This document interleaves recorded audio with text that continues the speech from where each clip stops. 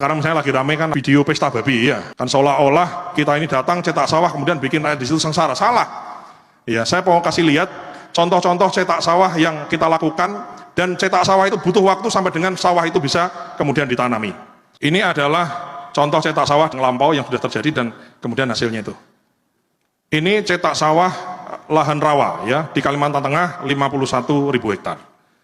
Ya tadinya rawa begitu, nggak bisa ditanami, ini kemudian kita lakukan optimalisasi lahan cetak sawah, kemudian 51.000 bisa sekarang ditanami. Ini adalah contoh cetak sawah di Wanam di Papua Selatan. Jadi memang daerahnya daerah berawa, Pak Menteri. Daerah berawa, kalaupun ada pohon, pohonnya itu kecil-kecil gitu loh. Jadi memang menanam padi itu yang susah bukan bibitnya, bukan pupuknya, bukan pestisidanya, bukan. Nanam padi apapun yang susah itu bukan hanya lahannya, tapi lahan yang ada airnya. Bibit bisa kita ciptakan, bisa kita dengan modifikasi dan lain-lain, pupuk bisa kita ciptakan, air itu tidak bisa kita ciptakan, hanya bisa kita kelola. Sehingga kita memang memfokuskan daerah-daerah yang banyak airnya.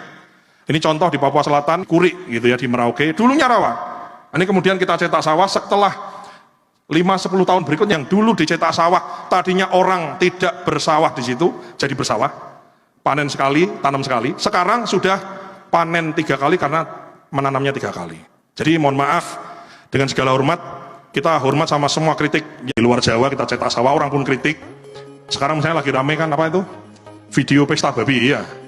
Kan seolah-olah kita ini datang cetak sawah kemudian bikin rakyat di situ sengsara. Salah.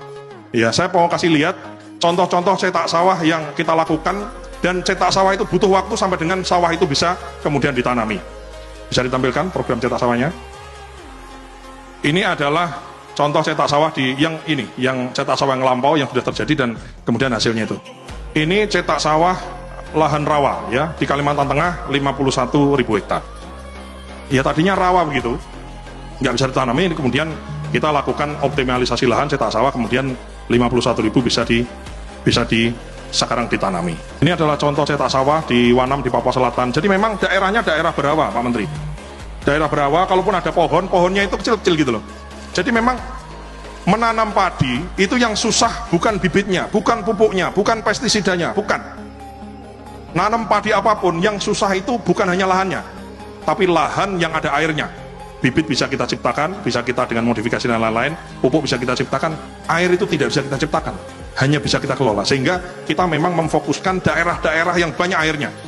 Ini contoh di Papua Selatan ya, di Kurik gitu ya, di Merauke, dulunya rawa. Ini kemudian kita cetak sawah setelah 5-10 tahun berikutnya, Pak Menteri, itu kemudian di 3 November 2024 yang dulu dicetak sawah